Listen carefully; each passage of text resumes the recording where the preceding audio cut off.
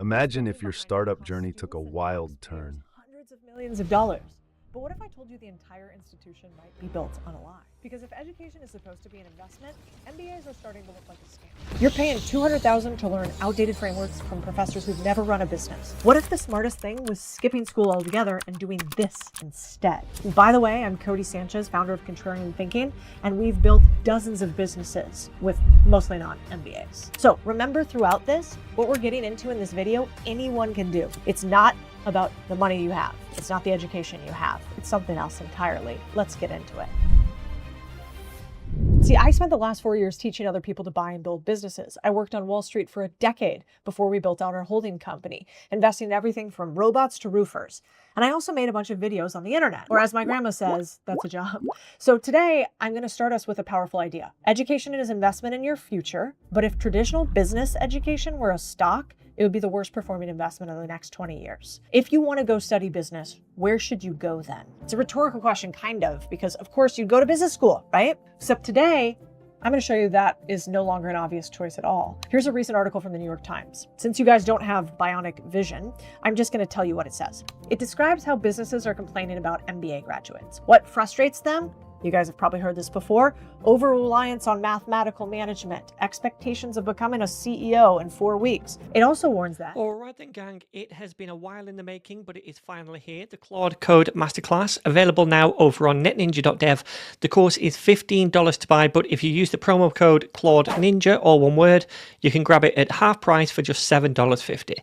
Anyway, I've spent the last 6 or 7 weeks putting this together, trying to pack in as much genuinely useful, practical content as possible, and I've really enjoyed making it. So whether you're completely new to Claude Code, you've been using it a little bit, but without any real structure or workflow, or even if you're slightly skeptical about AI tools in general, this course is built with you in mind. It's also not a vibe coding course. In my experience, AI is at its most powerful when it's paired with some coding experience and project knowledge. And that's the angle this course takes throughout. Anyway, we start off with the fundamentals, and that means getting Claude Code installed and set up properly, going through some key settings and commands, and then dropping it into a real project to analyze an existing code base and start making changes.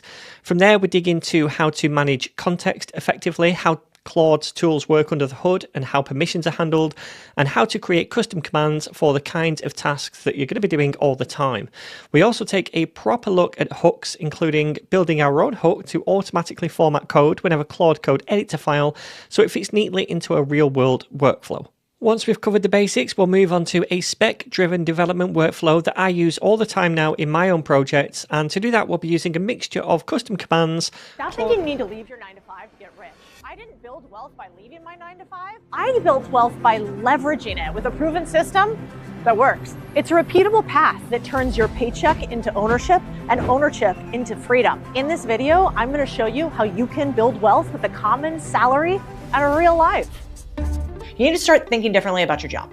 You should see your current income as the biggest lever you have. So with that in mind, you have to negotiate every salary, every bonus, every move. Even jump jobs if there's no additional way for you to earn. So even when you are scared, especially when you are scared, in fact, I'm telling you, you can start with what you're making and use it to start building something that could grow without clocking in. And the unlock moment for all of you, if you don't negotiate, you subsidize everyone else who does. But that's not going to be you. You didn't come to play, so this is you. You work your tail off, keep track of your wins, and every year at your review, you lobby hard for a 5% raise. At year 3, you've maxed out, the company won't give you any more, so you jump to a new company and get a 10K pay bump, and you keep getting raises and keep requesting more. So smart negotiations and one job jump gave you the equivalent of a down payment or the ability to wipe out credit card debt. Okay, now here's a huge lesson. Most people only negotiate one thing, salary. That's a mistake. But how do you negotiate to get what you want? You have to know how valuable you are. In order to get more money from the company, you also have to know how much the company makes because of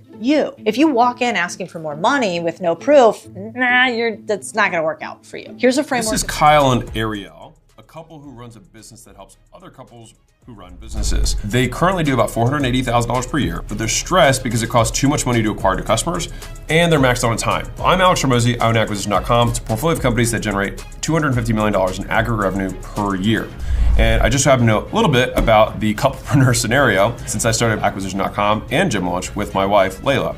So I figured they got to fix their offer to make it more valuable to their customers and make it more scalable so that they're not responding to individual text messages 24 hours a day. Dum dum, dum dum. Hi, sharks.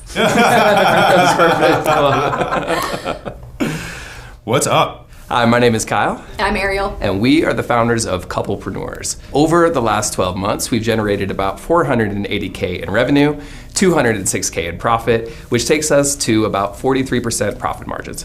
Okay, so who do you help? We help entrepreneur couples. So these are couples who either run businesses together or couples where each partner owns their own individual business.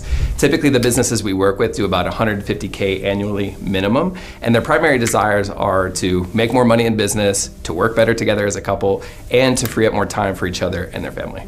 Do you know who's the one who tends to be attracted to the message? Is it the female or the male? Usually the woman, yes. For sure. Interesting. Oh, yeah. I figured. So how do you help them? So we help the couple grow businesses as a couple as efficiently as possible. So we do this with two offers. Most people think that you need to be the smartest person in the room to get people to follow you, admire you, respect you, and treat you like a top 1% leader or CEO. But if you want to learn to act and talk like a leader, it is actually way simpler than you think. Trust me, I didn't know anything about leadership or communication skills at 22 when I started my first business. But this past year at Acquisition.com, we crossed 100 teammates, we bought a second office building, broke a Guinness World Record, and made over $100 million in 3 days. And I grew a lot as a leader and a human, probably more than ever in my 10 years. And so today, I want to break down the 5 rules of leadership. These are the most underrated skills that will make anybody trust, respect, follow you. So let's dive in. Starting with number 1, emotional regulation. Anybody can lead when things are stable. It is much easier to lead when things are good. But when things are hard, you really need this skill to hone in on. This is the skill that separates people who succeed under pressure from those who never exactly get what they want. So there's this phenomenon called the social contagion effect. And basically what it shows is that humans mirror the emotional state of authority figures. And this alone can make or break a business. Now, the first time I ever saw this was during COVID. What I saw during that time is that so many business owners, they were unable to function because the business owner could not stabilize themselves. Tons of them went out of business. And I remember it was the first time that I realized a dysregulated leader just creates a dysregulated team. And when you have a dysregulated team, it's like performance just goes out the window. During a crisis, when you need somebody to have sound decision-making, good judgment,